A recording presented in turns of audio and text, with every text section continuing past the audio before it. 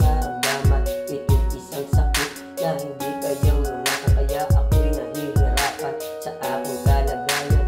Sa edad ko po hirap aking nararanasan, minsan naluluwanan lang ako pag naiisip ko yun. Bakit sa dami ng tao ka napili ng Panginoon? Di sa sinisisip siya din lang ako makapaniwala.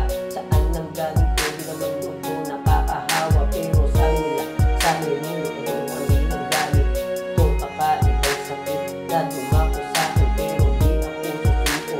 Ako'y lalabanan kahit nahihirapan na sa aking kalagayan, dahil hindi ito wala para sa aking pangarap na ako'y tutuparin. Kaya ako'y magsusumikap upang pagdating ng araw ko'y makipagmalaki.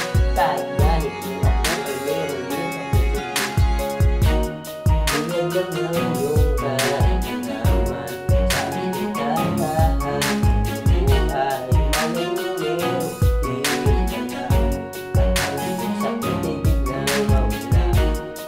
Ganyan lang yung karamdaman sa ikatahan. Buhay manunero, di ka na at ang sakit ay biglang dumating ng panahon, parang gusto ko nang sumuko. Dahil ang buhay ko di na alam kung saan tutungo. Para bang wala nang katapusan tong aking paghihirap.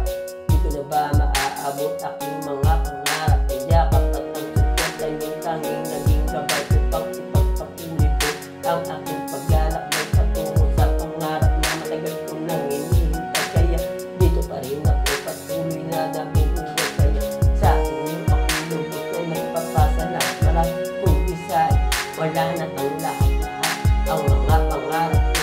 Di ko na ba maaabot kayo ang dahil na kung bakit napawi aking lungkot lumino sa sayahin.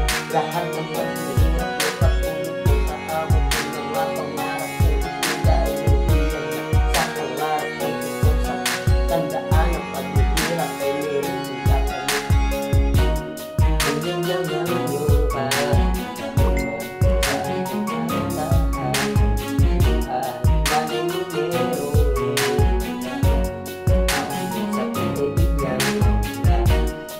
Ganyan lang